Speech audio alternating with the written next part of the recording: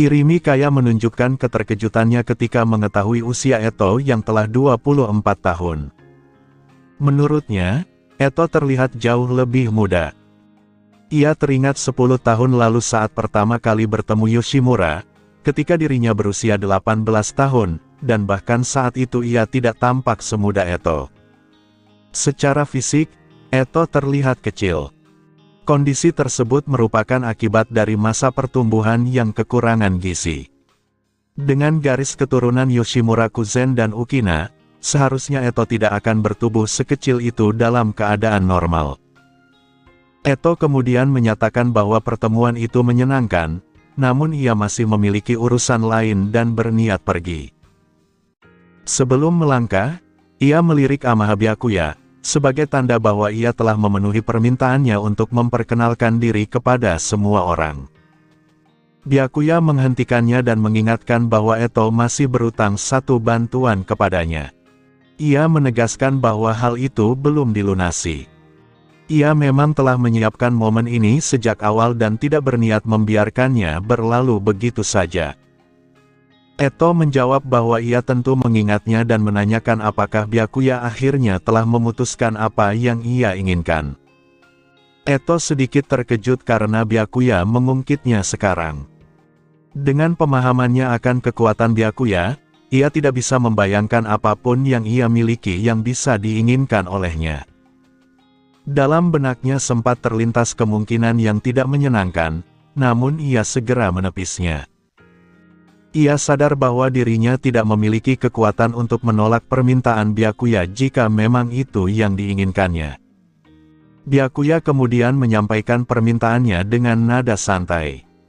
Ia mengatakan bahwa Anteiku akan dibuka kembali, meskipun tidak lagi menggunakan nama tersebut. Ia meminta Eto untuk mampir suatu saat dan minum kopi di kedai itu. Eto terdiam dan membeku di tempat. Dari semua kemungkinan yang ia bayangkan, permintaan semacam ini sama sekali tidak pernah terpikirkan olehnya. Yoshimura yang berdiri di dekatnya pun tampak sama terkejutnya. Setelah beberapa saat, Eto menjawab singkat bahwa ia akan mengingatnya. Ia lalu berbalik dan pergi. Dalam pikirannya, permintaan Byakuya terasa aneh. Bagi Eto, hal itu sebenarnya sederhana, meski secara emosional terasa canggung. Namun ia tidak melihat keuntungan apapun bagi Byakuya dari permintaan tersebut. Ia tidak dapat memahami maksudnya. Ia sempat bertanya-tanya apakah Byakuya begitu peduli pada ayahnya, atau mungkin memiliki ketertarikan lain. Pikiran terakhir itu segera ia anggap sebagai lelucon dan ia singkirkan. Setelah Eto pergi, Byakuya berbicara secara pribadi dengan Yoshimura. Ia menanyakan apakah hubungan mereka berdua membaik. Karena ia tidak menguping percakapan sebelumnya, ia benar-benar tidak tahu bagaimana hasilnya. Yoshimura menghela napas dan menjawab bahwa tidak ada perubahan. Ia mengakui bahwa sebagai seorang ayah, ia masih merupakan kegagalan. Byakuya menanggapi bahwa hal itu memang sudah dapat diduga, mengingat sejarah panjang di antara mereka. Yoshimura kemudian menyampaikan rasa terima kasihnya yang mendalam.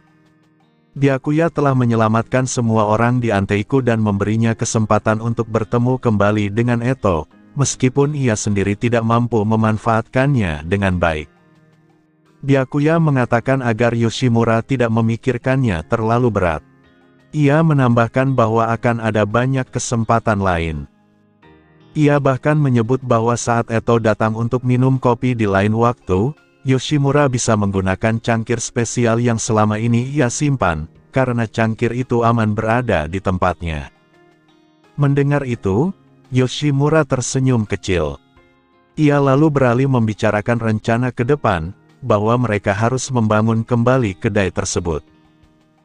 Namun, nama Anteiku tidak bisa digunakan lagi karena telah terukir kuat dalam ingatan CCG dan publik.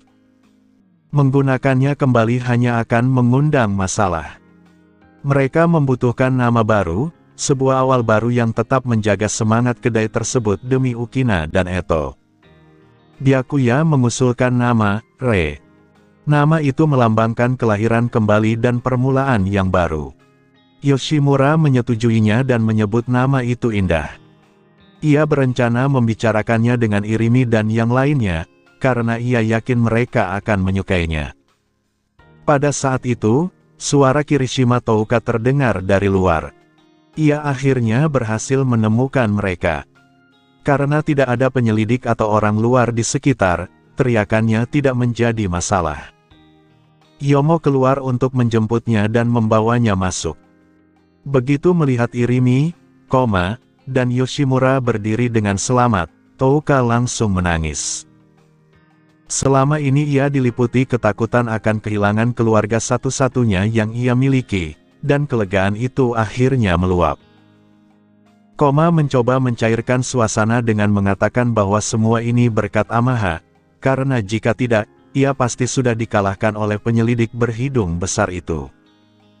Irimi menambahkan dengan tawa lelah bahwa dirinya juga hampir tidak selamat karena 4 penyelidik dan seorang wanita tua. Touka mengakui bahwa hampir semuanya terjadi karena Byakuya. Ia kemudian menatapnya dengan ekspresi serius, meski pipinya sedikit memerah. Ia mengatakan bahwa rasanya masih tidak nyata bahwa Byakuya benar-benar menganggap mereka sebagai rekan. Setelah jeda singkat, Touka tiba-tiba bertanya bagaimana sebenarnya Byakuya memandang dirinya. Pertanyaan itu membuat Irimi dan langsung memperhatikan dengan penuh minat, menyadari makna di baliknya. Yomo tetap bersikap tenang dan tidak ikut campur. Yoshimura hanya tersenyum, mulai menyadari bahwa Byakuya dikelilingi cukup banyak gadis muda. Byakuya, yang terkejut, memanggil Touka dengan sebutan, Kirishima-san. Touka langsung membentaknya, wajahnya semakin memerah. Ia memprotes bahwa Byakuya selalu memanggilnya dengan nama keluarga, sementara Kamishiro Rize dipanggil dengan nama depan, dan menurutnya itu tidak adil. Atas permintaan Touka, Byakuya langsung mengubah cara ia memanggilnya dan menyebutnya, Miss Touka. Touka kemudian mendesaknya untuk menjawab dengan jujur bagaimana perasaannya terhadap dirinya, menatapnya tanpa mengalihkan pandangan. Hampir kehilangan orang-orang terdekatnya telah mengubah sesuatu dalam diri Touka. Ia menjadi lebih berani dan lebih terus terang, memilih untuk tidak lagi menunda perasaannya. Meski demikian, rasa malu tetap terlihat jelas dari rona merah yang semakin menguat di wajahnya. Byakuya menjawab bahwa Touka adalah rekan yang sangat penting baginya, dengan nada yang terdengar agak main-main. Ekspresi Touka langsung berubah tidak puas karena jawaban itu jelas bukan yang ia harapkan. Byakuya kemudian menambahkan bahwa ia hanya bercanda, lalu menyatakan dengan senyum tulus bahwa ia mencintai Touka, dan itulah alasan ia berusaha sejauh itu untuk melindungi semua orang. Touka bergumam pelan bahwa jawaban itu lebih sesuai. Ia menundukkan kepala, tidak sanggup lagi menatap Byakuya karena rasa malu yang luar biasa, meskipun sebelumnya ia telah menyiapkan diri secara mental. Irimi Kaya, yang menangkap kata, semua orang, memutuskan untuk ikut bertanya. Ia menanyakan bagaimana perasaan Byakuya terhadap dirinya. Byakuya menjawab dengan singkat dan lugas bahwa ia juga mencintainya. Irimi terdiam, karena jawaban itu persis seperti yang ia duga. Touka tampak kebingungan, seolah muncul tanda tanya di atas kepalanya. Irimi lalu melanjutkan dengan bertanya bagaimana dengan dan Yoshimura. Byakuya kembali menjawab bahwa ia mencintai mereka berdua. Tertawa sambil menggaruk kepalanya dan mengatakan bahwa bahkan seekor devil ape pun bisa merasa malu. Yoshimura hanya tersenyum damai tanpa berkata apa-apa. Irimi menghela napas, menyadari bahwa ini jelas bukan pengakuan eksklusif seperti yang diharapkan Touka. Ekspresi Touka mulai menegang. Byakuya tidak berbohong, ia memang sangat peduli pada orang-orang Anteiku. Terbukti dari semua yang telah ia lakukan demi mereka. Namun, makna cinta yang ia sampaikan tidak sepenuhnya selaras dengan maksud romantis Touka. Touka akhirnya menghela napas dan mengatakan bahwa ia menyerah. Ia tidak mampu benar-benar marah kepada Byakuya, terutama setelah ia menyelamatkan nyawa semua orang. Touka menyatakan bahwa ia telah menyampaikan perasaannya, meminta agar mulai sekarang Byakuya memanggilnya Touka, lalu secara terang-terangan menyatakan bahwa ia mencintainya. Setelah itu, ia langsung pergi, terlalu malu untuk tetap tinggal sementara Irimi, dan Yoshimura menyaksikan semuanya. Berkomentar bahwa masa muda memang indah. Irimi menggoda Byakuya dengan mengatakan bahwa seharusnya jawabannya tadi meniru jawaban Touka. Byakuya hanya tertawa canggung, merasa sedikit seperti bajingan, namun ia yakin bahwa di dunia Tokyo Ghoul, hal semacam itu masih bisa dimaklumi. Yang pasti, ia berniat bertanggung jawab penuh terhadap mereka semua. Setelah kondisi Yoshimura dan yang lainnya cukup pulih, mereka mulai merencanakan pembangunan kembali kafe dengan nama baru, Re. Lokasi baru dipilih di distrik ke-20, karena lokasi Anteiku yang lama masih disegel oleh CCG untuk penyelidikan. Irimi telah membersihkan semua dokumen yang berpotensi memberatkan sebelum penggerebekan, sehingga toko lama tidak menyisakan nilai investigasi apapun. Berbeda dengan alur asli, di mana pekerjaan Kaneki menarik perhatian penyelidik seperti Shinohara dan Suzuya, dalam garis waktu ini hal tersebut tidak terjadi. Tanpa keterkaitan dengan pemakan rakus, CCG tetap tidak mengetahui identitas asli burung hantu tanpa membunuh. Satu-satunya kekhawatiran yang tersisa adalah reaksi keluarga Wasu terhadap pembukaan, Re, apakah mereka akan melanjutkan konflik atau membiarkannya begitu saja. Byakuya memutuskan bahwa ia akan menentukan langkah balasan ketika saatnya tiba. Untuk sementara, prioritasnya adalah menjemput Ittori Roma dan Fueguchi Hinami dari tempat persembunyian mereka. Byakuya sempat bertanya-tanya apakah Roma sudah melarikan diri, mengingat dalam alur asli ia menghilang setelah penyisiran CCG di distrik ke-20 dan tidak pernah muncul di kafe yang dibangun kembali. Byakuya kemudian mengikuti Yomo Renji menuju rumah aman. Sebelum Byakuya dan Yomo tiba di rumah aman, Roma Hoito telah lebih dulu menyelinap pergi untuk bertemu kembali dengan Uta dan Ittori. Niko dan Souta, yang sebenarnya adalah Nimura Furuta, juga hadir. Kelima orang ini merupakan inti terkini dari organisasi Clowns, sementara pemimpin simbolis mereka, Donato Porpora sang raja ketiga, masih dipenjara di Cocelea. Roma dengan penuh rasa ingin tahu menanyakan hasil akhir operasi penumpasan burung hantu. Furuta menjawab bahwa operasi tersebut berubah menjadi bencana yang indah dan kacau, dengan kemunculan ghoul misterius yang mengacaukan segalanya. Ia menyebutkan rumor bahwa ghoul tersebut kemungkinan besar adalah Amaha Byakuya. Uta menanggapi dengan santai, menyebut bahwa ia tidak menyangka Byakuya adalah ghoul berdarah murni, dan menduga ia hanyalah anomali setengah ghoul lainnya. Uta yakin akan hal itu karena ia pernah mencium aroma Byakuya sebelumnya. Ittori menambahkan bahwa berdasarkan informasi yang ia miliki, perintah awal CCG adalah pemusnahan total, namun Byakuya berhasil memaksa situasi di mana hampir semua pihak selamat. Niko menyela dengan nada genit, menyebut Byakuya sebagai pria impiannya. Ittori langsung membalas dengan tajam bahwa Byakuya menyukai wanita cantik seperti Rize dan tidak akan tertarik pada Niko. Niko tetap tidak terpengaruh dan menyebut dirinya sebagai malaikat pelindung rahasia Byakuya. Saat nama Rize disebut, Furuta terdiam. Uta kemudian menyatakan penyesalan karena mereka melewatkan tontonan besar tersebut dan menyarankan untuk mencari hiburan lain. Roma mengenakan topeng badutnya dan bersama-sama mereka mengucapkan semboyan clowns, menegaskan identitas dan filosofi mereka sebelum tertawa bersama. Ketika Byakuya dan Yomo akhirnya tiba di rumah aman, Byakuya menunggu saat yang tepat ketika perhatian orang lain teralihkan, lalu menarik Roma ke sebuah ruangan pribadi. Roma berpura-pura ketakutan, berakting seolah-olah ia akan diperlakukan kasar. Byakuya mengabaikan sandiwara itu.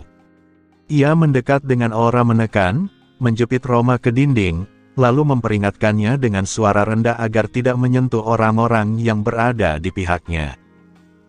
Jika Roma melanggar, Byakuya menyatakan bahwa ia akan menghapus semua hubungan masa lalu mereka. Bisikan tersebut justru membuat Roma terjatuh lemas ke lantai, bereaksi berlebihan seolah-olah tersengat. Byakuya terdiam sesaat, menyadari betapa mustahilnya wanita itu. Roma kemudian menyatakan bahwa ia mengerti, sambil tetap mempertahankan sikap genitnya.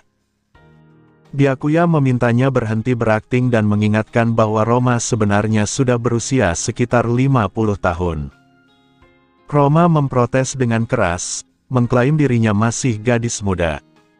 Byakuya kembali menegaskan pertanyaannya, dan Roma akhirnya menjawab dengan patuh, tampak justru bersemangat karena ancaman tersebut. Byakuya keluar kembali ke ruangan utama.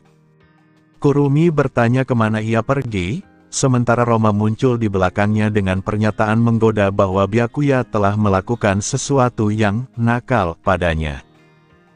Kurumi tidak memahami maksudnya, sementara Hinami tersipu, dan Chika membayangkan situasi yang mendekati kenyataan.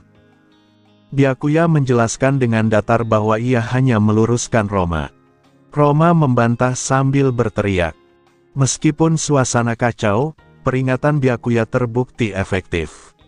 Roma tidak akan berani bergerak melawan lingkaran terdekat Byakuya. Pesan itu juga tersampaikan jelas kepada seluruh clowns agar menjaga jarak. Setelah mendengar apa yang Byakuya lakukan terhadap burung hantu, bahkan clowns pun tidak berniat memprovokasinya. Byakuya kemudian memberitahu Hinami dan yang lain bahwa Yoshimura sedang membangun kembali kafe. Toko akan pindah lokasi dan berganti nama menjadi Re, dan keadaan akan segera kembali normal. Ia mengajak mereka untuk bergabung kembali dengan yang lain. Dengan Byakuya dan Yomo memimpin, kelompok tersebut kembali berkumpul dengan para penyintas Anteiku. Karena semua orang selamat, Roma memutuskan untuk tetap tinggal, tertarik dengan potensi hiburan di kafe baru.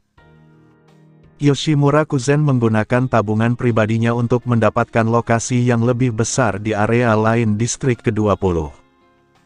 Pengalamannya bersama V memberinya simpanan dana yang cukup besar untuk membangun kafe modern. Dengan bantuan bawahan Irimi dan Koma, kafe Re berhasil diselesaikan dan dibuka dalam waktu singkat. CCG terlalu sibuk menangani dampak besar dari operasi penumpasan burung hantu untuk memperhatikan pembukaan kafe baru di distrik ke-20. Sementara itu, keluarga Wasu tetap diam. Ancaman terbesar mereka saat ini bukan burung hantu bermata satu atau raja potensial, melainkan ghoul misterius bernama Madara yang muncul di medan pertempuran. Byakuya memimpin para penyintas menuju rumah baru mereka. Di tengah tekad sunyi sang manajer, perasaan tersembunyi Touka, dan tantangan yang menanti di depan, sebuah kepastian terbentuk, sebuah bab baru telah dimulai. Selain mereka yang gugur di medan pertempuran, dua orang yang mengalami luka paling parah dalam operasi penumpasan burung hantu adalah Shinohara Yukinori dan Suzuya Juusu. Kaki kanan Suzuya terputus oleh burung hantu non-killing, namun telah berhasil ditangani dan dibalut. Kondisi vitalnya stabil, dan ia sudah cukup pulih untuk bergerak menggunakan kursi roda di dalam rumah sakit. Amaha Byakuya datang ke rumah sakit untuk memberikan penghormatan. Ia lebih dulu mengunjungi Kuroiwa Iwao dan Amon Koutaro. Lengan kiri Kuroiwa telah hilang secara permanen akibat burung hantu, tetapi ia masih dapat menggunakan Queen-Kue dengan tangan kanannya, dan rencana pemasangan lengan prostetik khusus tempur sudah dipersiapkan. Amon sendiri tidak mengalami cedera fisik serius dan dirawat hanya sebagai tindakan pencegahan terhadap kemungkinan efek sisa pertempuran. Serbuk sari yang dilepaskan oleh teknik Advent of the World of Flowering Trees sejatinya hanya berfungsi untuk membuat target tertidur dan tidak memiliki efek racun jangka panjang. Ancaman sesungguhnya dari teknik itu terletak pada kemampuannya melumpuhkan seluruh pasukan dalam sekejap, meskipun hanya berasal dari Wood Clone dengan setengah kekuatan asli Byakuya. Setelah itu, Byakuya menuju kamar Suzuya. Investigator muda itu duduk di atas ranjang, menatap kosong keluar jendela, seolah tidak menyadari kehadiran siapapun. Saat Byakuya memanggil namanya, Suzuya menoleh, dan cahaya samar kembali ke matanya. Ia menyatakan bahwa dirinya baik-baik saja, tetapi terdiam ketika menyebut Shinohara. Byakuya menenangkan Suzuya dengan mengatakan bahwa Shinohara adalah orang yang kuat dan akan bertahan. Suzuya kemudian meminta untuk dibawa menjenguk Shinohara, dan Byakuya menyetujuinya. Byakuya mendorong kursi roda Suzuya menuju unit perawatan intensif. Di luar ruangan, mereka mendapati Kuroiwa Iwao berjaga dengan ekspresi suram. Seorang dokter menjelaskan bahwa kondisi Shinohara jauh lebih buruk dari laporan resmi. Kehilangan darah besar-besaran dan trauma kepala parah membuatnya jatuh ke dalam kondisi vegetatif persisten, dengan kemungkinan kesadaran tidak akan pernah kembali. Dokter menyampaikan hal tersebut dengan kepastian klinis, membuat suasana menjadi sangat berat. Hanya Byakuya yang mengetahui bahwa kondisi seperti itu sebenarnya masih dapat disembuhkan jika teknologi sel naga telah terintegrasi sepenuhnya ke dalam dunia medis. Penelitian Goul suatu hari nanti akan memicu revolusi medis, tetapi masa depan itu masih tersembunyi dari dunia saat ini. Di tengah kesunyian, seorang pria bersuara dari belakang. Ia adalah Iba Fujishige, mantan Special Class Investigator yang telah lama pensiun. Meski usianya telah melewati 50 tahun dan satu lengannya hilang, penampilannya masih tegas. Ia adalah veteran operasi penumpasan burung hantu 10 tahun lalu dan mentor Shinohara. Iba berdiri di sisi ranjang Shinohara, mengeluh dengan nada getir tentang muridnya yang membuatnya khawatir. Suzuya hanya terdiam, menatap sosok yang telah menjadi figur ayah baginya. Setelah Byakuya dan Iba pergi, Suzuya tetap tinggal di sisi ranjang. Tak lama kemudian, seorang wanita muda yang anggun memasuki ruangan. Ia adalah istri Shinohara. Suzuya segera berdiri dan membungkuk dalam-dalam, meminta maaf dengan penuh rasa bersalah karena merasa dirinya tidak cukup kuat. Wanita itu dengan lembut memintanya berdiri dan mengatakan bahwa sebagai istri seorang investigator, ia telah lama siap menghadapi kemungkinan seperti ini. Ia juga menyampaikan bahwa Yukinori selalu membicarakan Suzuya seperti anaknya sendiri. Setelah beberapa waktu, wanita itu pergi, meninggalkan Suzuya sendirian di ruangan gelap. Larut malam, Suzuya mencium kening Shinohara dengan lembut dan berjanji akan bekerja cukup keras untuk mereka berdua, lalu mengucapkan selamat malam. Sementara itu, di kantor pusat CCG Distrik Pertama, suasana di ruang ketua terasa dingin membeku. Panglima Wasu Yoshitoki dan Wakil Panglima Marude Itsuki melaporkan hasil akhir operasi kepada Ketua Wasu Tsuneyoshi. Yoshitoki menyatakan kegagalan dalam mengamankan target utama, burung hantu bermata satu, serta mengakui bahwa intervensi Goul misterius bernama Madara telah mengacaukan formasi mereka. Ia mengambil tanggung jawab penuh atas kegagalan tersebut. Tsuneyoshi mendengarkan dengan wajah tenang tanpa emosi. Ia menegaskan bahwa burung hantu bermata satu, atau raja bermata satu dari Aogiri Tree, harus dieliminasi dengan biaya apapun. Ia kemudian memerintahkan agar Goul misterius bernama Madara diklasifikasikan sebagai ancaman tertinggi CCG dan ditetapkan sebagai target pemusnahan dengan peringkat SSS. Keluarga Wasu kini menghadapi perang di dua front sekaligus. Di satu sisi terdapat Aogiri Tree dengan raja bermata satu dan burung hantu bermata satu, sementara di sisi lain muncul ancaman baru yang jauh lebih misterius, Goul bernama Madara, yang tiba-tiba muncul dan mengguncang keseimbangan kekuatan. CCG akhirnya menyadari bahwa burung hantu dan raja bermata satu adalah dua entitas berbeda, sebuah kesimpulan yang justru menambah beban masalah mereka.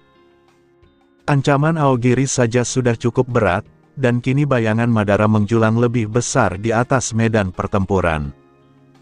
Wasu Yoshitoki menyatakan pemahamannya atas situasi tersebut di hadapan Ketua Wasu Tsuneyoshi. Di sampingnya, Marude Itsuki memilih diam, tidak berani mengeluarkan komentar apapun. Meskipun biasanya gemar menggerutu tentang ketua di belakang layar, ia sama sekali tidak berani bersikap lancang di hadapan Tsuneyoshi, sosok yang dikenal sebagai iblis abadi, terlebih setelah operasi penumpasan burung hantu yang mereka pimpin hampir tidak menghasilkan apapun. Yoshitoki kemudian melanjutkan laporannya dengan menyoroti performa investigator senior Amaha Byakuya. Ia menyebutkan bahwa kontribusi Byakuya dalam operasi tersebut sangat luar biasa, bahkan mungkin melampaui Arima.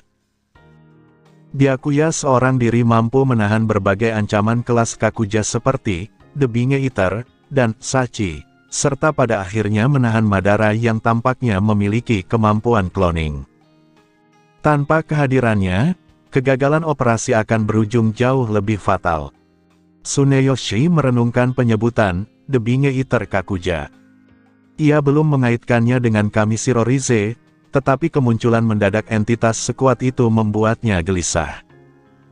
Baginya, seluruh anomali ini terasa seperti bidak-bidak dalam permainan catur Madara. Yoshitoki kemudian menyampaikan usulan baru dari Byakuya. Byakuya menyarankan agar operasi setengah gol milik Dr. Kano diadaptasi untuk membentuk satuan khusus manusia yang diperkuat. Dr. Chikyo telah menyiapkan rancangan prosedur yang jauh lebih aman dibanding metode Kano, dan proyek tersebut diberi nama Proyek Kuing. Jika operasi itu terbukti layak, maka satuan khusus tersebut dapat diwujudkan.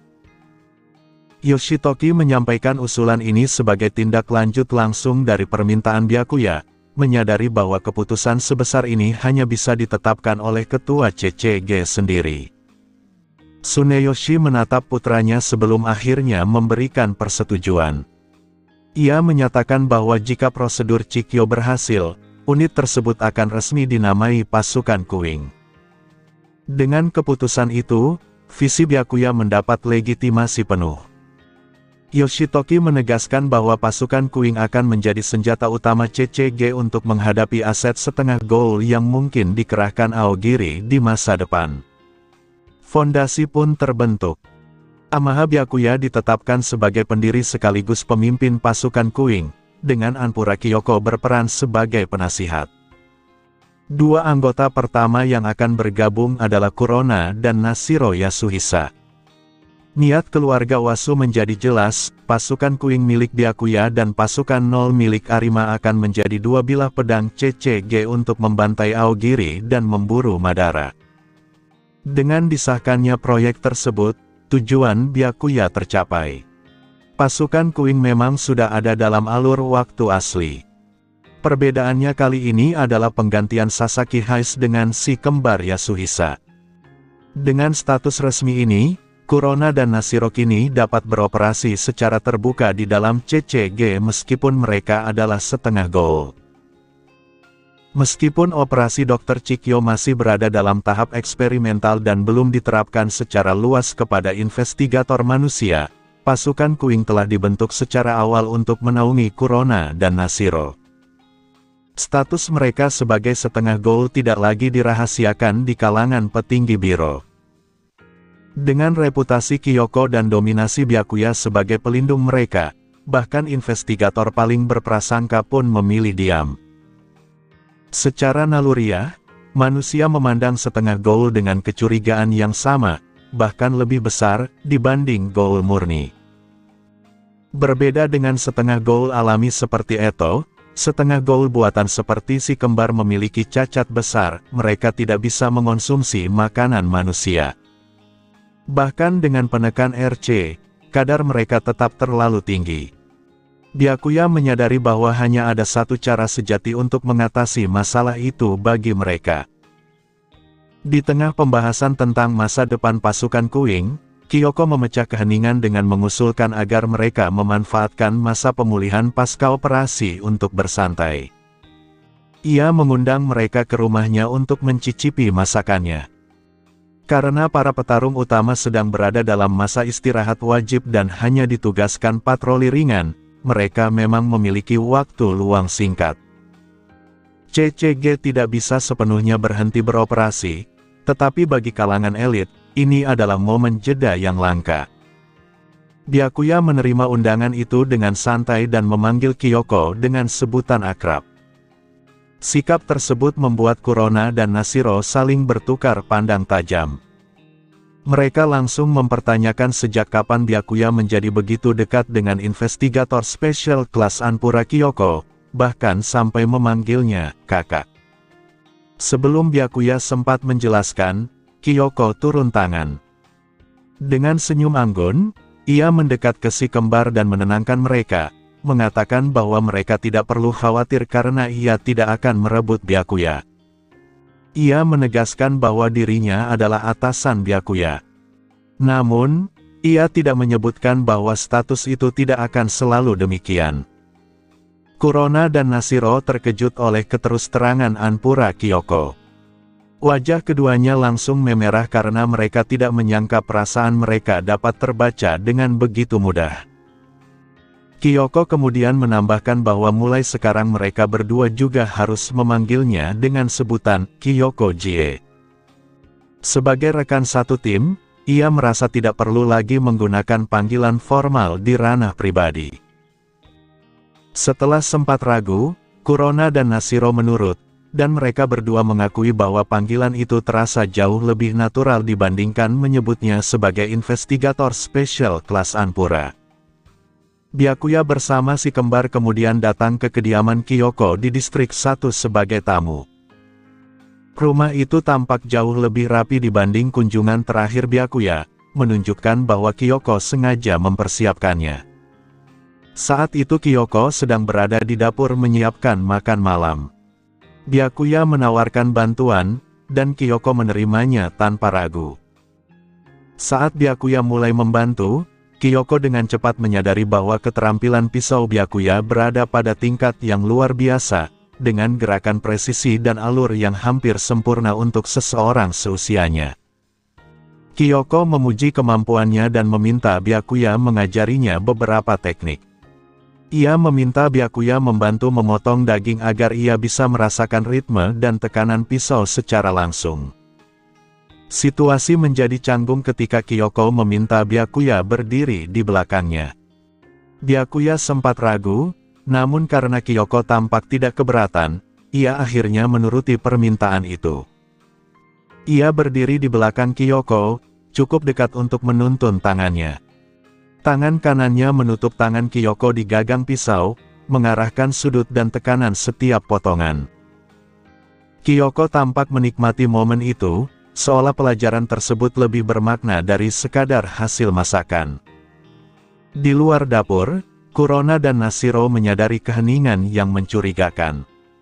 Mereka mengintip melalui celah pintu dan melihat pemandangan Byakuya yang nyaris memeluk Kyoko dari belakang. Keduanya terkejut, menyadari bahwa hubungan mereka jelas melampaui sekadar hubungan profesional. Janji Kyoko untuk tidak mencuri, Byakuya terasa sulit dipercaya dengan pemandangan di hadapan mereka. Kyoko segera menyadari keberadaan mereka dan menegur dengan santai.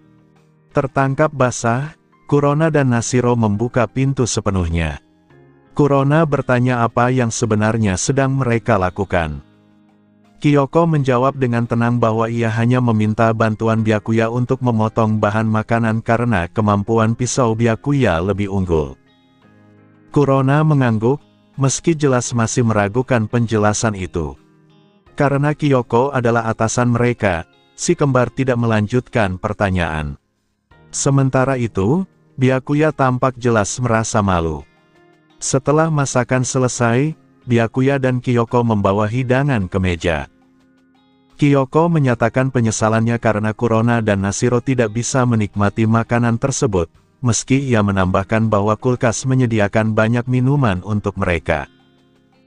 Ia memahami kondisi masa lalu mereka dan tahu bahwa Goal hanya bisa mengonsumsi air, kopi, dan alkohol tertentu. Byakuya memandang mereka dengan perasaan berat di dada.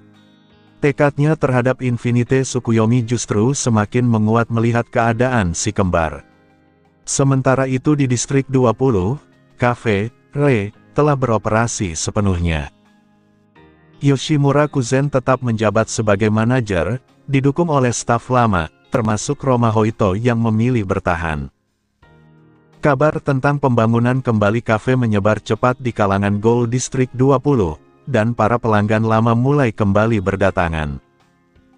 Setelah penggerebekan CCG, komunitas Goal memandang Yoshimura dengan rasa hormat yang hampir menyerupai pemujaan. Melalui laporan CCG yang bocor dan cerita dari mulut ke mulut, para Goal mengetahui bahwa lelaki tua sederhana itu adalah burung hantu legendaris dengan peringkat SSS. Karena Mother of Chaos telah lama dikurung, burung hantu dianggap sebagai puncak eksistensi Goal.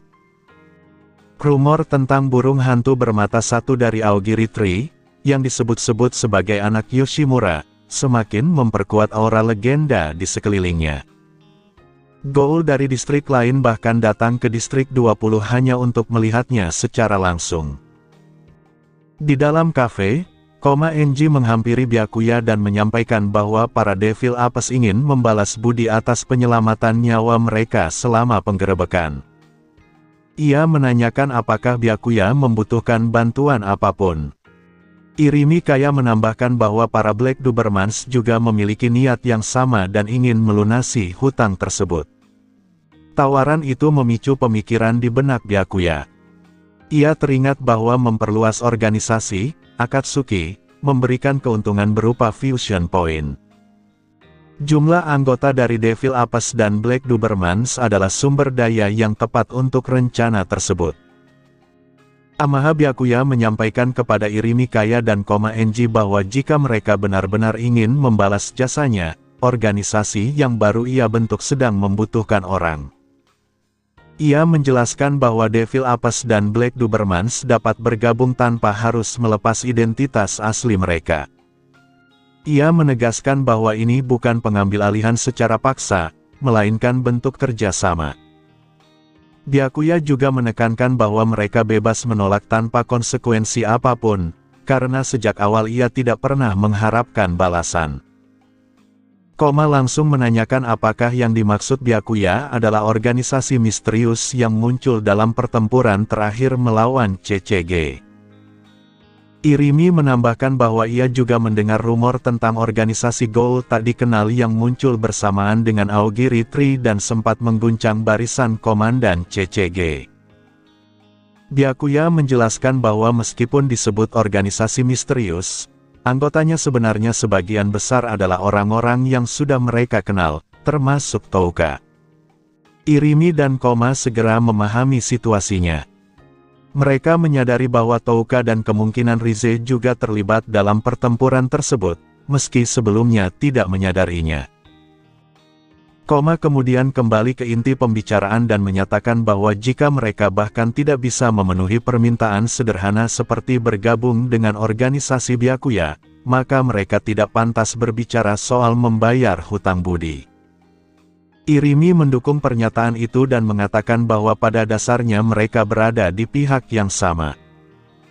Menurutnya, Cafe Re bergerak di balik bayangan, sementara organisasi Byakuya bergerak di permukaan, namun orang-orangnya tetap sama.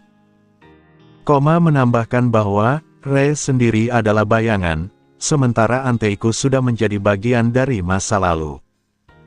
Dengan demikian, Devil Apes dan Black Dobermans resmi bergabung ke dalam organisasi Akatsuki. Seiring bergabungnya dua kelompok tersebut, jumlah anggota Akatsuki meningkat pesat. Sistem mencatat ekspansi organisasi hingga melewati beberapa ambang jumlah anggota, dan Byakuya menerima Fusion Points untuk setiap pencapaian. Dalam sekejap, jumlah anggota organisasi melampaui 100 orang. Meskipun terdapat korban dalam operasi penumpasan burung hantu, kekuatan gabungan Devil Apes dan Black Dobermans tetap mencapai lebih dari 100 anggota. Hal ini merupakan pencapaian besar, mengingat bahkan Aogiri Tree, organisasi ghoul terkuat saat ini, hanya memiliki jumlah anggota di kisaran ratusan setelah kehilangan banyak personel di distrik 11. Byakuya memeriksa total fusion points miliknya melalui antarmuka sistem. Sejak dimulainya operasi burung hantu, ia telah memperoleh hampir 2000 poin tambahan. Namun, ia tidak berniat untuk segera menggunakannya. Ia menilai kekuatannya saat ini sudah berada di puncak, dan peningkatan statistik bukanlah prioritas. Fokus utamanya adalah tujuan akhir, mengaktifkan Infinite Tsukuyomi. Untuk mencapainya, ia harus terlebih dahulu menaikkan progress fusion hingga level 5, yang akan memungkinkan Eternal Mangekyo saringan miliknya berevolusi menjadi Rinnegan. Evolusi itu sendiri membutuhkan 5000 poin, belum termasuk kebutuhan lain seperti 9 biju dan Gedomazo, yang semuanya memerlukan jumlah poin sangat besar. Karena itu, Byakuya memutuskan untuk menyimpan 2000 poin yang baru diperolehnya hingga benar-benar dibutuhkan. Pada suatu waktu, Byakuya sedang duduk bersama Hinami sambil membaca buku dengan tenang. Hinami duduk di pangkuannya. Tiba-tiba, ponsel di sakunya bergetar, membuat Hinami terkejut dan hampir melompat. Byakuya segera meminta maaf dan menjelaskan bahwa itu hanya panggilan telepon. Hinami menunduk dengan wajah memerah, lalu Byakuya melihat bahwa peneleponnya adalah Eto. Byakuya menjawab panggilan tersebut dan menyapa Eto dengan sebutan Takatsuki Sensei. Eto menggoda dengan mengatakan bahwa ia seharusnya memanggilnya Miss Yoshimura sekarang. Byakuya menanggapi bahwa sebutan Takatsuki Sensei terasa lebih alami baginya. Mendengar nama Yoshimura, Hinami menjadi penasaran dan mendekatkan telinganya ke ponsel untuk mendengarkan percakapan. Byakuya tidak keberatan dan bahkan menyebutkan bahwa Hinami sedang mendengarkan dan terlihat bingung. Eto tertawa dan mengatakan bahwa Hinami rupanya masih belum mengetahui hubungannya dengan Yoshimura Kuzen. Byakuya menegaskan bahwa sekarang Hinami sudah mengetahuinya. Hinami langsung bertanya apakah penulis terkenal itu benar-benar putri sang manajer. Eto menjawab dengan lugas bahwa hal itu benar dan mengakui bahwa memang mengejutkan bahwa Yoshimura memiliki anak seperti dirinya. Hinami mengungkapkan bahwa ia tidak pernah melihat Eto di Anteiku, sehingga tidak pernah menyadari hubungan tersebut. Ia tidak mengetahui sejarah kelam antara ayah dan anak itu. Eto kemudian berbicara dengan nada yang lebih lembut dan mengatakan bahwa ia memang belum pernah benar-benar datang ke Anteiku, tetapi berniat untuk mampir dalam beberapa hari ke depan dan mengunjungi Hinami. Hinami menunjukkan kegembiraan yang tulus ketika mengetahui bahwa Eto bersedia datang. Amaha Byakuya mengungkapkan sedikit keterkejutannya karena Eto mau memperlihatkan dirinya dalam waktu dekat. Eto menjawab bahwa ia melakukannya semata-mata untuk memenuhi permintaan Byakuya, karena jika tidak, ia sama sekali tidak memiliki keinginan untuk bertemu dengan Yoshimura Kuzen. Ia kemudian mengundang Byakuya untuk minum bersama karena ada beberapa hal yang ingin ia bicarakan. Mereka sepakat untuk bertemu di tempat yang biasa, dan percakapan pun berakhir. Hinami bertanya apakah Byakuya akan menemui Takatsuki Sensei sekarang. Byakuya mengangguk dan Hinami mengatakan bahwa mereka bisa melanjutkan membaca buku lain kali, karena ia sudah memberi tanda pada halaman terakhir. Byakuya memuji Hinami sebagai anak yang baik dan bersiap pergi. Sebelum ia berangkat, Hinami meminta agar Byakuya kembali meminta tanda tangan Eto untuknya, sambil menyerahkan buku sketsa kecil yang biasa ia gunakan untuk menggambar. Byakuya menyanggupi permintaan itu. Byakuya tiba di kafe yang sama seperti biasa dan menuju lantai 2. Eto menyapanya dari tempat duduk di dekat jendela, tampil dengan penampilan sebagai penulis manusia Sen Takatsuki, terlihat ramah dan tidak berbahaya. Eto mengatakan bahwa ia sudah memesan minuman dan mengajak Byakuya mengobrol sambil menunggu. Byakuya langsung menyampaikan maksudnya, yaitu permintaan Hinami untuk mendapatkan tanda tangan Eto di buku sketsanya. Eto tertarik dengan buku sketsa tersebut dan meminta izin untuk melihat isinya. Byakuya menyerahkannya tanpa keberatan. Setelah menandatangani, Eto membolak-balik halaman buku itu. Isinya dipenuhi gambar-gambar buatan Hinami. Gaya gambarnya sederhana dan kekanak-kanakan, tetapi subjeknya jelas. Pada halaman-halaman awal, Hinami banyak menggambar dirinya sendiri dan kedua orang tuanya. Pada halaman-halaman berikutnya, muncul gambar Byakuya, Touka, dan orang-orang lain di sekitarnya. Di antara semuanya, Byakuya adalah sosok yang paling sering digambar. Eto memuji kemampuan menggambar Hinami dan mengakui bahwa hal itu membuatnya sedikit iri. Ia menyadari bahwa kehidupan Hinami jauh lebih utuh dibandingkan kehidupannya sendiri di masa lalu. Hinami tumbuh dengan kedua orang tua dan dikelilingi oleh orang-orang yang melindungi dan menyayanginya di kafe. Berbeda dengan masa kecil Eto yang penuh penderitaan, perasaan iri itu tidak sepenuhnya merupakan candaan. Eto dikenal sebagai sosok yang menyimpan dendam. Ia pernah diperlakukan dengan kata-kata yang menyinggung oleh Shinohara Yukinori, dan tanpa disadari olehnya, Eto kemudian mempermainkannya hingga berakhir dalam kondisi vegetatif. Namun, ia memperlakukan orang dengan cara yang berbeda. Shinohara adalah penyelidik CCG yang baginya hanyalah musuh atau alat. Hinami berbeda. Sejak awal, Eto bersikap relatif lembut terhadapnya, terlebih lagi karena Hinami berada di bawah perlindungan Byakuya. Byakuya menanggapi pernyataan iri Eto dengan tenang, mengatakan bahwa Hinami memang jauh lebih bahagia daripada Eto di masa kecil. Ia menyebutkan bahwa kehidupan Eto di Distrik 24 adalah sesuatu yang tidak dapat sepenuhnya dipahami oleh dirinya maupun Yoshimura Kuzen, dan hanya Eto sendiri yang mengetahui seperti apa neraka yang ia alami saat itu. Eto menepis pembicaraan tersebut dan mengatakan bahwa sudah 10 tahun berlalu dan ia tidak lagi peduli. Meski demikian, Byakuya menangkap kilasan kejengkelan di mata Eto, menyadari bahwa ia sebenarnya tidak pernah benar-benar melepaskan masa lalunya. Eto kemudian mengalihkan topik pembicaraan dan menyebutkan bahwa meskipun Hinami terlihat bahagia, ia pasti memiliki kekhawatirannya sendiri. Ia mengatakan bahwa hal itu terlihat dari goresan pena dalam gambar-gambar Hinami yang semakin menunjukkan kecemasan. Byakuya menanyakan maksudnya, meskipun ia sudah bisa menebaknya.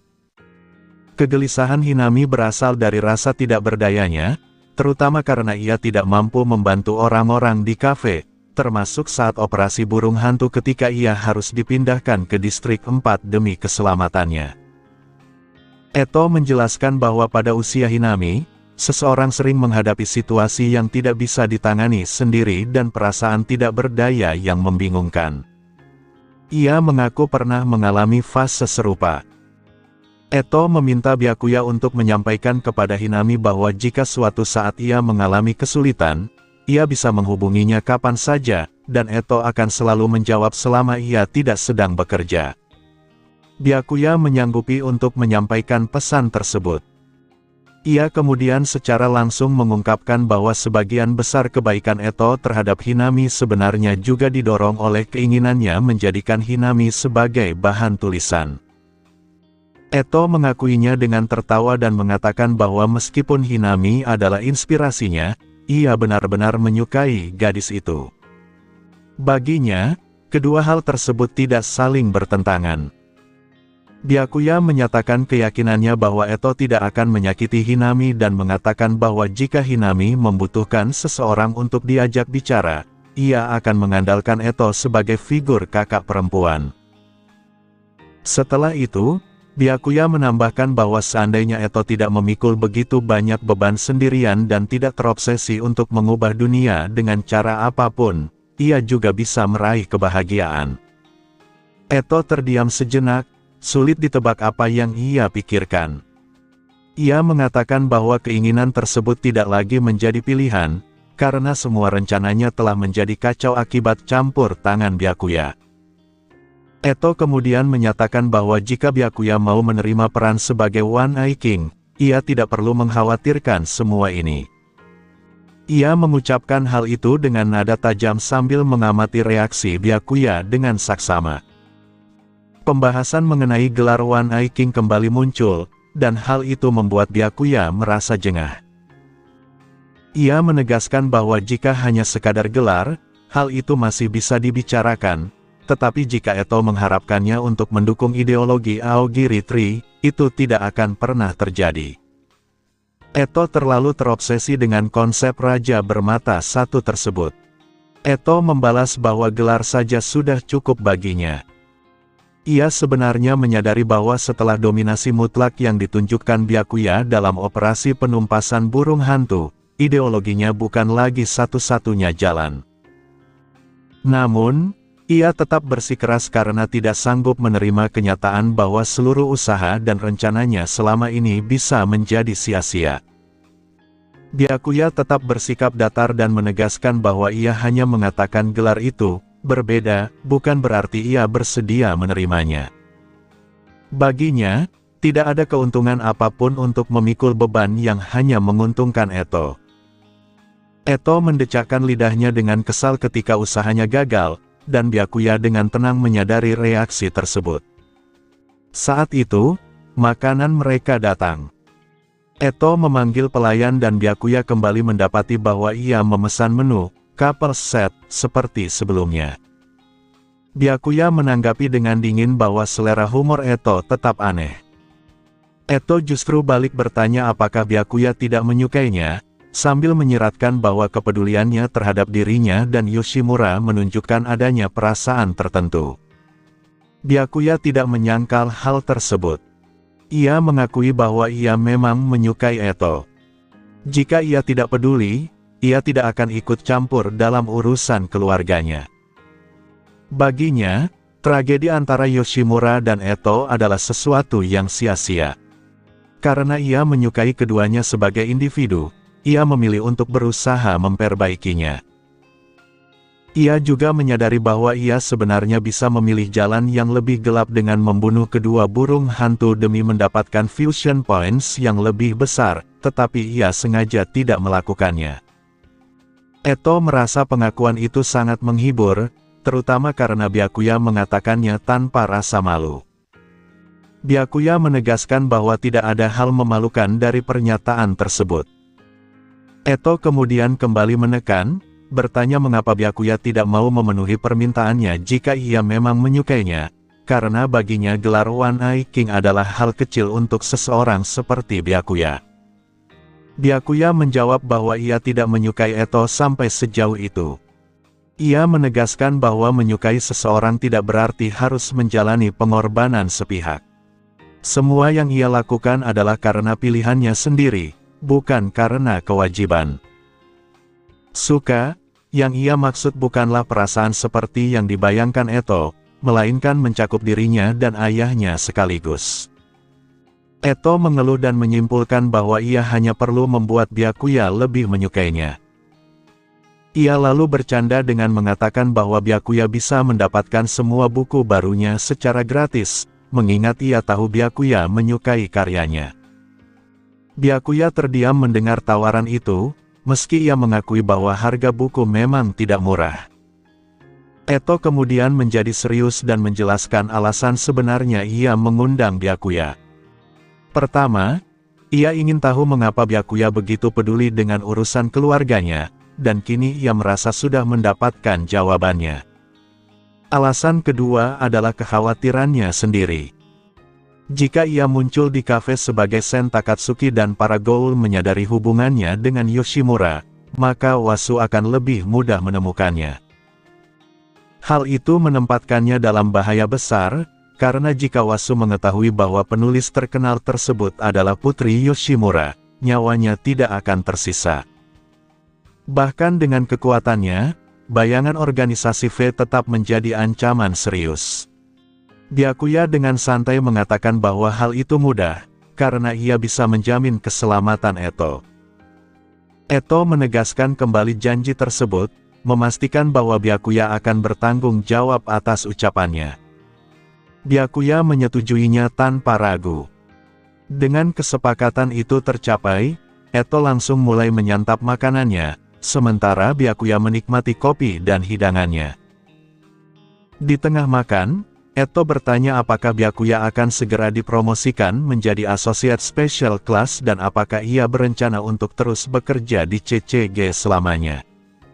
Ia sudah tidak lagi menggunakan sapaan formal. Byakuya membalas bahwa ia tidak sedang bermain-main.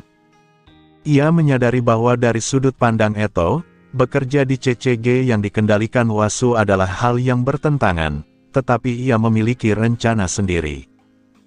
Percakapan mereka berlangsung santai layaknya teman lama.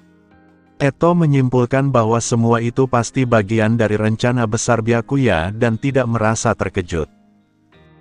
Kemudian, Byakuya tiba-tiba mengalihkan topik dan menyebutkan bahwa dalam pertempuran terakhir, ada seseorang yang benar-benar merupakan One Eye King. Pernyataan itu membuat mata Eto bergetar. Ia bertanya apakah Byakuya sudah mengetahui siapa orang tersebut. Byakuya menjelaskan bahwa ia bertemu dengan Tatara, yang terus berbicara tentang membuka jalan bagi Raja. Karena Eto bukanlah raja itu dan tidak ada goal lain yang memenuhi kriteria di medan pertempuran, maka raja tersebut pasti berada di pihak CCG. Berdasarkan analisis itu, Byakuya menyimpulkan bahwa One Eye King adalah Arima. Eto terdiam. Ia tidak menyangka Byakuya bisa menembus kebenaran tentang Raja Aogiri dengan begitu cepat. Byakuya menenangkan Eto dengan mengatakan bahwa ia hanya menyebut soal One Eye King sebagai pembahasan selintas dan bahwa secara pribadi ia sangat menghormati Arima. Eto menanggapi dengan ringan, menyatakan bahwa ia tidak khawatir dengan apa yang mungkin dilakukan Byakuya, melainkan terkejut karena ia bisa menemukan kebenaran tersebut begitu cepat. Dengan kekuatan Byakuya, jika ia benar-benar berniat mencelakai Eto atau Arima Kisou, ia tidak perlu menggunakan rencana rumit apapun. Byakuya mengakui bahwa fakta Arima sebagai One Eye King Aogiri Tree memang mengejutkannya, terlebih karena Arima juga berperan sebagai cleaner bagi organisasi V. Eto menebak bahwa informasi itu pasti berasal dari Rize, lalu mengungkapkan bahwa dirinya dan Arima telah lama menjadi rekan. Namun, ia merasa kesal karena seluruh usaha mereka selama bertahun-tahun menjadi sia-sia dalam semalam, yang jelas merujuk pada operasi penumpasan burung hantu. Ia secara tidak langsung menyalahkan Byakuya atas kegagalan tersebut. Byakuya menjawab dengan santai bahwa hal itu tidak terelakkan. Baginya, ia tidak bersedia berkompromi jika menyangkut manajer Yoshimura. Jika ia membiarkan Eto membawa Yoshimura untuk dijadikan donor eksperimen, maka semua upaya yang telah ia lakukan sendiri akan kehilangan makna. Eto menyatakan bahwa ia memahami hal tersebut dan tidak ingin terus memikirkannya. Ia menegaskan bahwa jika pengorbanan Yoshimura tidak benar-benar diperlukan, ia sebenarnya tidak ingin ayahnya mati, karena bagaimanapun juga Yoshimura adalah ayahnya. Ucapan Eto tetap tajam, mencerminkan luka masa lalu yang mendalam. Yoshimura Kuzen telah gagal dalam banyak hal sebagai ayah. Bahkan usaha diam-diamnya untuk melindungi Eto tidak mampu menghapus penderitaan masa kecilnya di distrik ke-24, hidup sendirian dalam kekacauan, dengan ibu yang tewas oleh tangan ayahnya sendiri. Keputusasaan Eto terhadap dunia berbeda dari dendam pribadinya terhadap ayahnya. Tujuannya untuk mengubah dunia selalu ia tempatkan di atas perasaan pribadi, tetapi itu tidak berarti ia tidak memilikinya. Byakuya memahami kepahitan tersebut dan tidak menyalahkannya. Byakuya menegaskan bahwa selama manajer Yoshimura aman, ia sudah merasa puas. Eto menghela napas dan mengakui bahwa kini ia mengerti mengapa Byakuya begitu peduli terhadap dirinya dan Kuzen. Ia mengatakan bahwa dalam beberapa hari ke depan ia memiliki waktu luang dan akan mampir ke kafe milik Byakuya, meskipun ia menambahkan bahwa dirinya sebenarnya memang tidak pernah terlalu sibuk. Selama masih ada harapan untuk mengubah dunia tanpa harus memikul beban sendirian, hubungan Eto dan Yoshimura tidak sepenuhnya mustahil untuk diperbaiki. Bagi Eto, Byakuya adalah harapan tersebut. Ia yakin kesuksesan Byakuya tidak terelakkan, meskipun ia tidak sepenuhnya memahami rencana akhir yang dimilikinya. Byakuya menyambut rencana kedatangan Eto ke kafe dengan senyuman, menyatakan bahwa Takatsuki Sensei selalu diterima dengan baik. Eto kemudian tiba-tiba menanyakan tentang organisasi Ghoul yang dibentuk Byakuya dan yang sempat muncul dalam operasi terakhir. Byakuya mengonfirmasi bahwa organisasi itu memang bagian penting dari rencananya. Eto menyimpulkan bahwa itulah alasan Byakuya berpakaian seperti itu dan berasumsi bahwa anggota lain mengenakan seragam yang sama, sehingga memudahkannya mengenali mereka di kemudian hari. Byakuya lalu mengungkapkan bahwa ia sedang mempertimbangkan agar Aogiri Tree bergabung dengan organisasinya. Ia menilai tujuan akhir mereka sejalan, meskipun rencana dan ideologi masing-masing berbeda. Eto terlihat tertarik dan menyatakan bahwa penggabungan memang mungkin, tetapi ia tidak ingin dirugikan tanpa menetapkan beberapa syarat. Ia menyadari bahwa jika Byakuya memilih untuk menyerap Aogiri dengan paksa, ia tidak akan punya pilihan, sehingga negosiasi ini terjadi karena Byakuya tidak bersikap sewenang-wenang. Byakuya menduga bahwa syarat tersebut mungkin kembali berkaitan dengan permintaan agar ia menjadi One Eye King, tetapi Eto menolak dugaan itu. Ia menyatakan bahwa jika ia akan mengajukan permintaan, itu adalah sesuatu yang sama sekali tidak terduga dan baru akan ia ungkapkan setelah memutuskannya. Ia sengaja bersikap misterius, meniru cara Byakuya yang pernah membuatnya menunggu permintaan tak terduga di masa lalu. Byakuya menanggapi dengan sikap acuh, menyatakan bahwa ia tidak keberatan apapun syaratnya. Eto merasa kesal dengan sikap tersebut dan berjanji akan memilih syarat yang benar-benar membuat Byakuya terdiam. Byakuya menyatakan bahwa ia menantikannya. Eto kemudian meminta setidaknya mengetahui nama organisasi Byakuya jika mereka benar-benar akan bergabung.